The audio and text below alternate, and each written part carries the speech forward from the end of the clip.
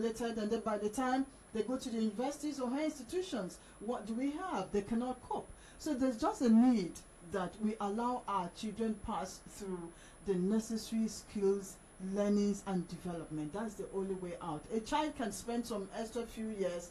As long as the child gets it right, that's what we should be targeting. It's not about the child coming out quickly, about the child coming out forcefully, in a forceful way, or in a place that is not right. If a child fails, allow that child to fail and then train up the child to pass subsequently. It's better.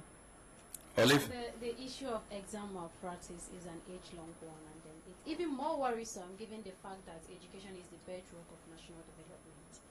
You know, the way it affects us in a very, and it paints a very negative picture of us when we have first-class graduates, A graduates that can't even defend their certificates.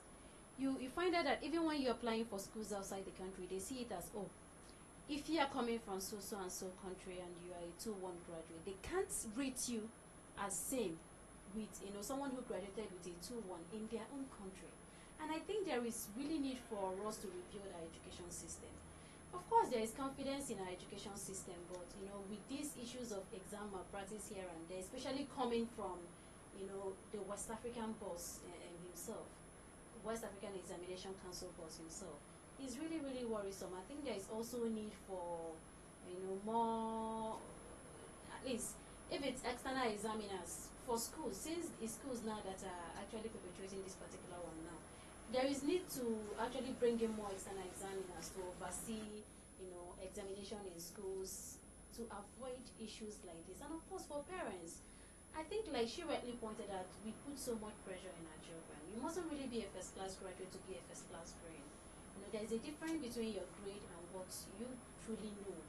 Wisdom and being bookish, being intelligent and being bookish are two different things. People really need to know what they are taught.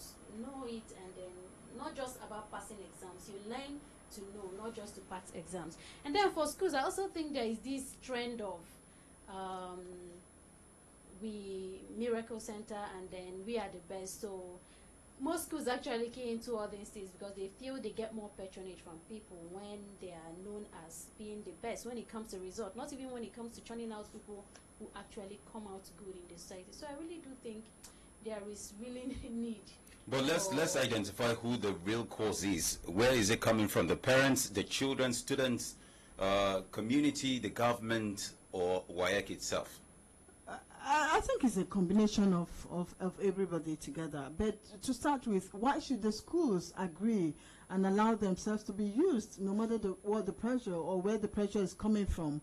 The schools, first I have to hold them responsible because they are the sectors that should be responsible for correcting the ills in the society.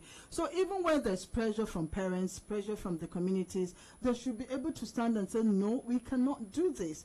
We are here to correct the wrong. So we cannot be seen to be doing this. So if schools begin to bend to pressure from society, from parents, and begin to manipulate scores for students, I think I will hold them responsible first of all. Quite an unfortunate incident. Many students responsible for, most of the accusations that we've heard over the time. There are instances where you hear Nigerian graduates are half-baked or not employable or unemployable. Different terms have been used to qualify or disqualify the ability of the Nigerian graduates. Is this one of the root causes? Because yes, this is from secondary level. Yes, this is it. Because how do we even come out? You have to pass through the secondary school before you get to the university or the higher institution. And that's why with experience, you realize that sometimes you see people, your classmates, and then you're wondering how did they even get the entry qualification to come to this university? You see students, somewhere where I worked before, I saw a copper who couldn't read.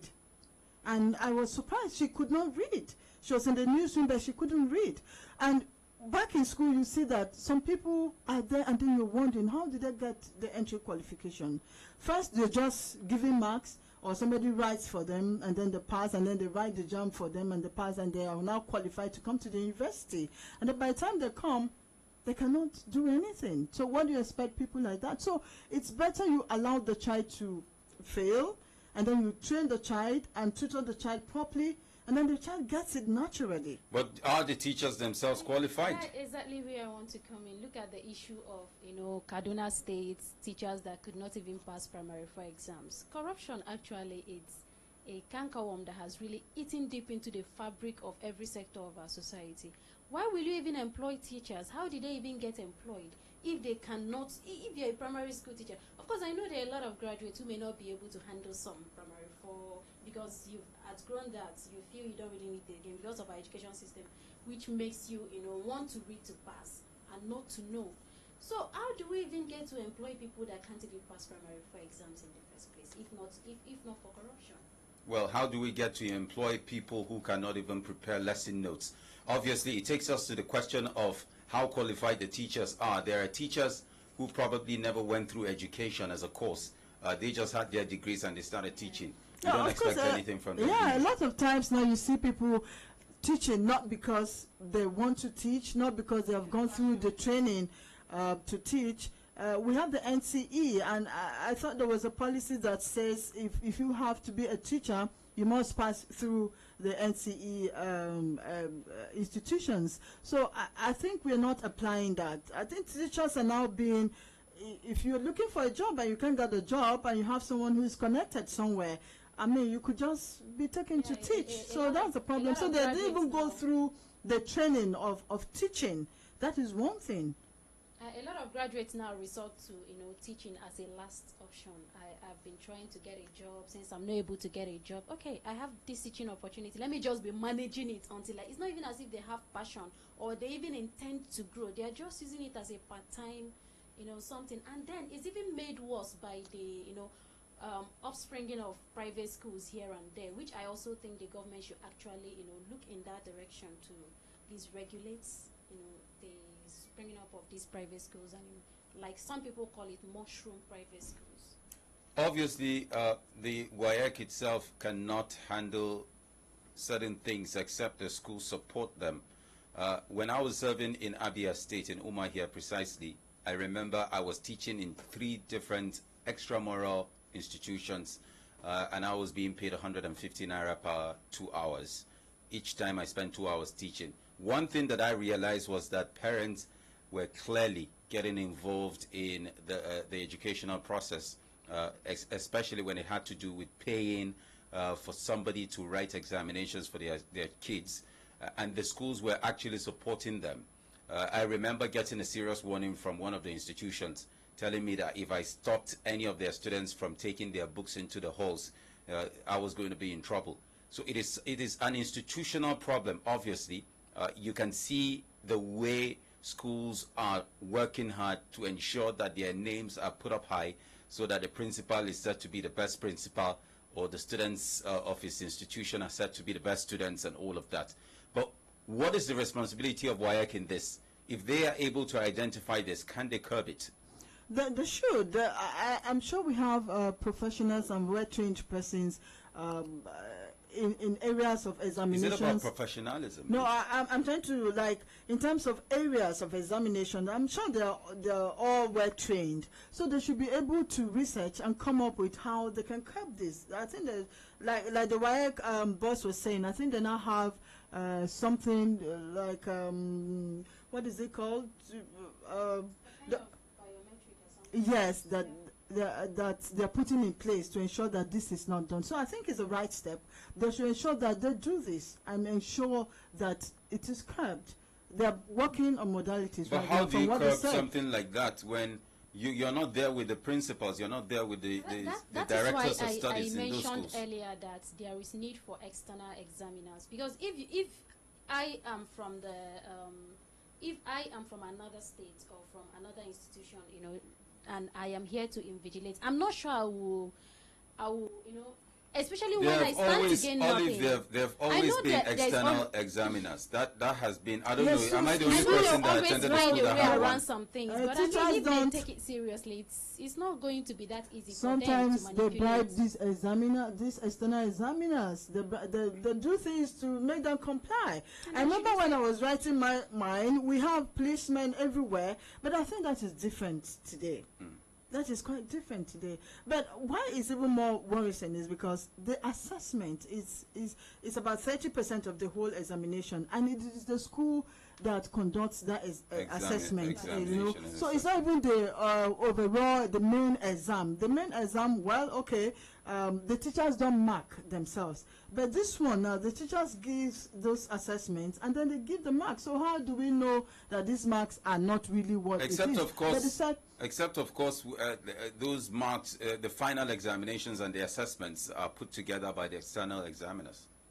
That's when they can check the assessment. And even when you do it like that, it's just like the WAEC we are talking of now. There are still people, even the 70%, the other 70% mark.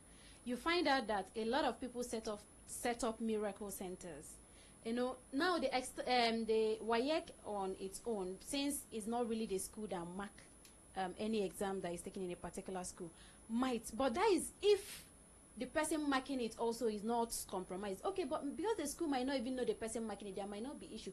But at the point of taking the exam, that is where the problem comes in. At the point of taking the exam, if there are external supervisors or invigilators and all that, and these things still happen, then there is also a need for them, if it's something like setting up CCTV cameras and and all that, to checkmate the activities of all these. If the CCTV camera work at that time, right? Well, it should. Okay. No, great idea, Olive. Like we have CCTVs in Abuja and they are working very well. If it work at that point. Only the fear of it will even make people to run away from engaging in acts. And what if there's no power? That brings us to the issue of welcome to the Nigerian education system. We'll take a very quick break. When we come back, we'll take a look at another development across Nigeria. Stay with X-Ray on Human Rights Radio 101.1 FM. This is Human Rights Radio 101.1. Redefining broadcasting.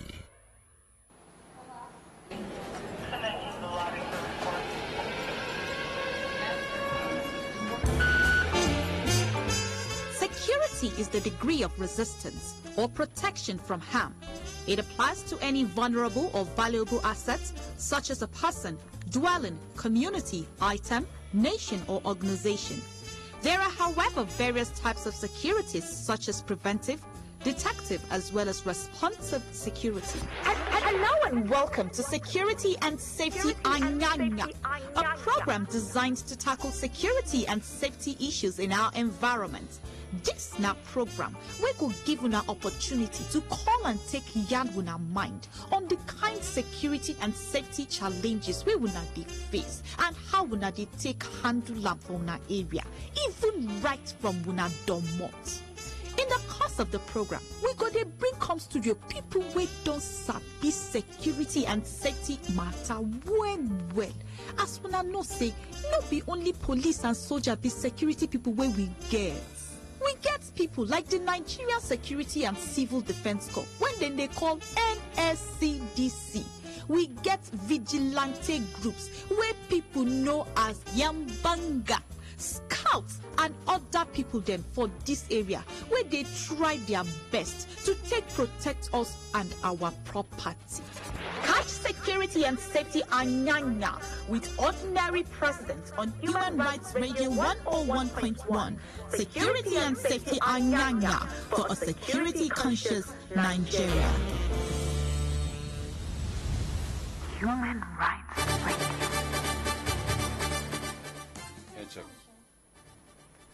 Welcome back to X-Ray. Lots of arguments behind the scene. Many of them are still here. We're not showing them, but giving their advice and their thoughts. Anybody who has been to school in Nigeria and finished, whether it was all grades, whether it was F9s, or what do you have them now? You have E's and all of that now, passes and all of that. You will be familiar with what were, I beg your pardon, you'll be familiar with WAEC, as a matter of fact, and some of the challenges that many people have faced. I've written WAEC once, and I had an A in English language. All the rest were F9s. I did that to just get to my father, because my father forced me to go to SS2 in a different school that I felt I was too big to attend. And I wanted to just pass English and mess him up. But eventually I moved on, and my mother paid for external examinations, and I passed very well. But again, there are people who have not had those chances. Some people have, financial issues. Some people have a community issue in terms of, there are communities where students go to farm before they go to school. Yeah. And in such communities, you don't even have access to even clean water, food, and normal infrastructure. Some travel kilometers to access schools. And when you have those institutions like that, it is so difficult for the government to manage issues of malpractice. I have written an exam in a very typical village before, and I know what it takes for an external invigilator to take a bike for 30 minutes with loads of material. You know the WAEC bag, it's green in color, it's very thick, like a tarpaulin or something. And they ride on. Anything could have happened in between. Those things are supposed to be sealed. Who is there? Are there CCTVs there to check? Like Olive said. All right, so let's move on to another development. The United Nations Office for the Coordination of Humanitarian Affairs, UNOCHA, says about 3.4 million people need nutrition assistance due to food crisis caused by Boko Haram insurgency in the northeast. This is contained in the UNOCHA Humanitarian Situation Report for the month of September. OCHA also explained that 2.7 million people were targeted for immediate intervention, adding that only 936,200 people were reached with nutrition support within the period under review. Unfortunately for me, I have women surrounding me now, so it's more emotional for them than it is for me. I saw a statistic one time that says one of the worst places to be a mother is Niger. Nigeria was part of it, because when you have your child and the child is hungry and you don't have food to give to that child, I think it's the worst thing that can happen to any woman. So I feel the pains. Our pain it's our pains and the pains of the women that are directly involved. The issue of Boko Haram has displaced a lot of people, and unfortunately, we are even looking at some few centers that can be accessed. Issues of accessibility is one thing. Some of the centers cannot even be accessed by the aid agencies because of the problems. Some of them are volatile and they don't go to those places. So those ones are even there. Nobody goes to them, right? So that is very disheartening. And we also have issues of diversion of some of these foods. We have serious issues of diversion. Even the centers that we can reach, are we sure that the food that is meant for these children gets to them the way it should get to them? So it's a function. I know malnutrition is responsible for everything negative in a child. It stunted growth, the mental ability of the child. And some of them get to the point that, kwashiorkor and even death. It's even more difficult to treat kwashiorkor. It's even more difficult, when you don't have regular food and all that. So it's life-saving support for food for people in that part of the country. It's an emergency. OCHA also explained that 2.7 million people were targeted for immediate intervention, obviously not reaching the number of 3.4 million people that have been spotted. I see the issue of humanitarian crisis northeast of the country is a very serious one. It's pretty surprising that a lot of people who are not there don't see it as serious. I think government really need to do more. Government really need to do more, because if the issues there are not being addressed and timely too, there could even be an outbreak of diseases from those camps, because you find out that a lot of people are passing through things there. There is a lot going on in those places. I know I haven't been there myself, but from hearing from a lot of people that have been to those places, it's an emergency, and I think the government really need to do more. But we've seen a lot of interventions from non-governmental organizations. We've seen the Nigerian Customs Service donating seized food items that are of good quality and taking them to the northeast. Is there something wrong? Are those foods not reaching them? Or some of them are diverted. Because malnutrition again is not about availability of food; it's about balanced diets and all of that. Yes. Are we seeing a case of lack of a balanced diet or lack of food in its entirety? Both. Both. There is the issue of lack of food. There is also the issue of lack of good diet. Just like she rightly mentioned, most times it's not enough to say we are giving this out. I think even donors, should also make it a point to always ensure that whatever they give out gets to the people they are giving it to. And when we even talk of displacement and the humanitarian crisis, a lot of people, because I interviewed some people from, I don't know, what do they call this camp not too far from us, Kuchingoro camp, they also complain. There are a lot of complaints coming from some people who are not really in the northeast at the moment, that even when aid come, they actually don't feel it like the people northeast of the country. Like there seem to be, maybe a lot of people don't really know that there are IDPs in Abuja and some other states. So I think government, donor agencies, well-meaning Nigerians should also, key in there are brothers and sisters, So whatever affects one, affect the other. We should see it as we are in this together, and also contribute our quota by donating. If you donate, also ensure that they get to the rightful people. At some point, we've received reports that some government officials have siphoned some of the items that have been donated. We've also seen where a colleague of mine clearly went to the Northeast to report observations and all of that. And what she came back with was quite appalling. There's a lot of politics in sharing of food in some of these camps. If you don't belong to a particular party, at the time she traveled, you're not given certain stipends or food that you deserve. And of course, if in some few cases, if you don't sleep, for the ladies, if you don't accept to sleep with some of them, it's a lot of challenge. You may not be given anything. So we've seen some of these reports clearly firsthand from journalists who have worked with us. And this is a very big deal. You can be a part of this discussion by calling us on 081 89 99 1011. The number again is 081 89 99 1011. Go ahead and make your contributions on X-Ray.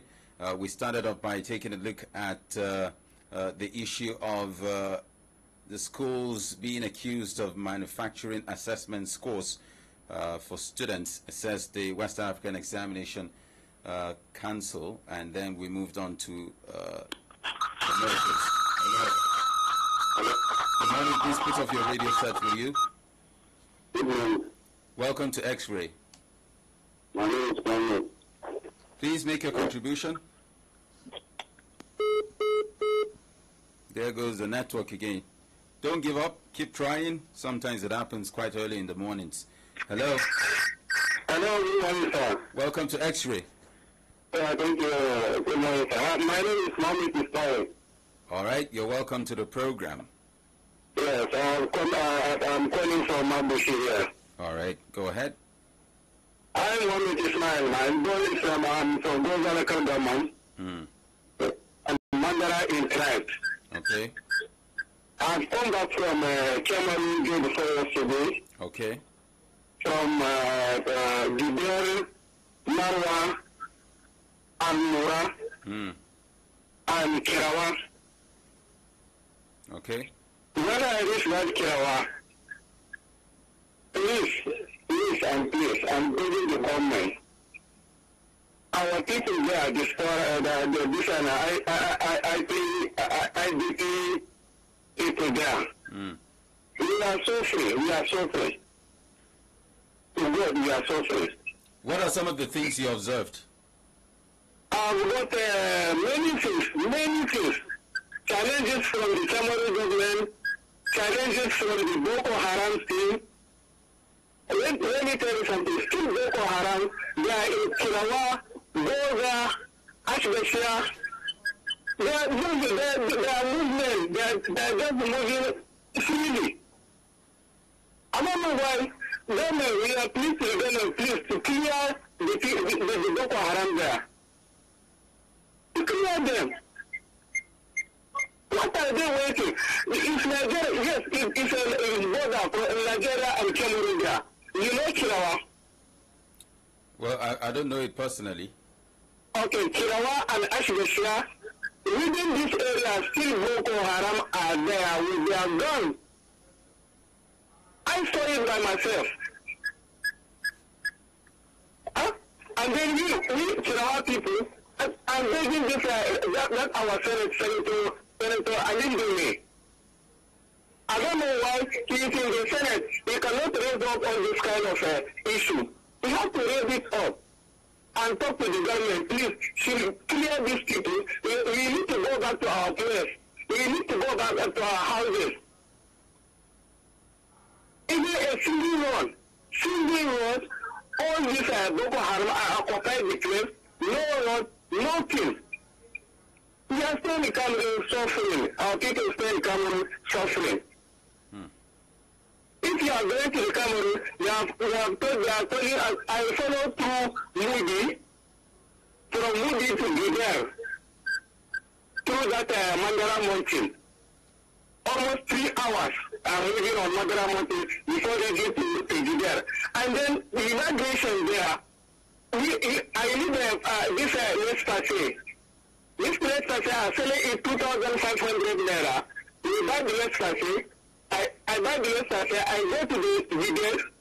This Cameroon people, before they sign in for you, you have to pay 3,000,000 francs. 3,000,000 francs. So, and then I go to Gider. I have to pay every junction there from Gider to Marwa.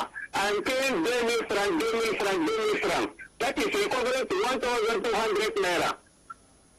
Each checkpoint in Cameroon. Before I reach my place. From Hello? Oh. Hello? Yes, we can hear you. Are you hearing me? Yes. So from Marwa to Emra, I'm still paying all this money. When I'm coming back, they cannot favor me up. I thought as much. Saw that coming. It sounds like his credit just got finished. Quite an unfortunate situation. Unfolding developments as well. You can see it's not just about the malnutrition issue and all of that. Hello? Yes, hello, good morning, sir. Good morning and welcome to X-Ray. Good morning, sir. My name is Suleiman. Suleiman, you're welcome. Please go ahead. Yes, sir. I want to talk about the Iran party. Yeah. Let me know from Benin State, sir. I wrote my WAEC 2012.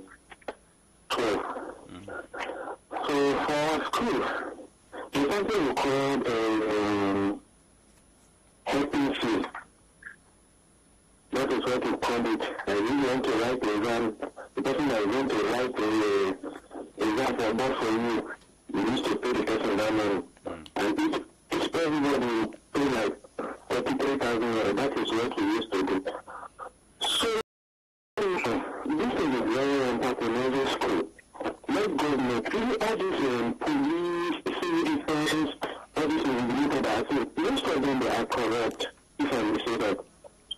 So it is because the government that they live in them and they are not operating. Yes, the government has a lot to be concerned as well. Okay. Thank you so much for your contribution. Like I said, anybody that has written an examination of that sort will have something to say in the end. Hello? Good morning, sir. Welcome to X-Ray. My name is Christopher. Christopher, you're welcome. Go ahead. Okay. About this WAEC of 15, I wrote my WAEC 2010. You know, one thing most of these teachers do, I wrote my WAEC at Benue State as well. So during that time, they asked most of the students, most of us to pay 5,000 naira. Without that, you're not allowed to sit for the exam, apart from paying your WAEC fee. Even you're not going to do the S4 fee, you must pay that money. So, and some of us that refuse to pay that period of time, when the vigilator comes, will tell them that these are the people who don't want you people to eat.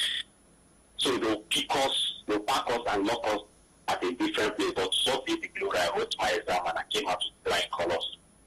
Corruption has eaten deep into our face. Just like one of my friends telling me something about the soldiers of 18 now. That most of these, they are training allowance. They have not been paying them. They'll pass at the end of that 6 months of training, coming out to get something from the government to start up. They don't used to give them. You see, so the corruption has eaten deep into us. Without that, we can't go and do it. Thank you. Thank you so much. Wow, that's another, so many accounts of disturbing nature. I mean, you lock a student up. Okay, so I think that's enough for the phone calls. The good thing is that he came out, in flying colors. He's one of the people who But I mean, he's just one of those lucky guys. What if it was some? Well, yeah, but in in the the end, again, I also think there is need for people to speak up. You understand? If something like this is happening, you owe it as a duty to the nation to report to relevant authorities. let's take this final call. Let's just PT this number. Hello. Good morning, the SASA. You're welcome. My name is Ifan from Buhari. Ifeanyi, good to have you on the program. Right. The issue I is lamenting on is the people concerned are totally involved. The parents, the school, and the society. But the people who are more involved are the government of the day. Because the more emphasis we pay on paper education as the focus to pass the exam other than the developing stuff. I think the essence of education is for self-development. Yes, you be versatile and know how to relate in the society. But Nigerian society pay emphasis on paper education. That is the reason why we keep on producing graduates and upon graduates, that we keep on facing such challenges as you pass through the university and you put working with attitude. You take the one that is really pass to the university. So I suggest that the education sector is giving a and paying serious attention to anything that concerns Nigerian education from the kindergarten.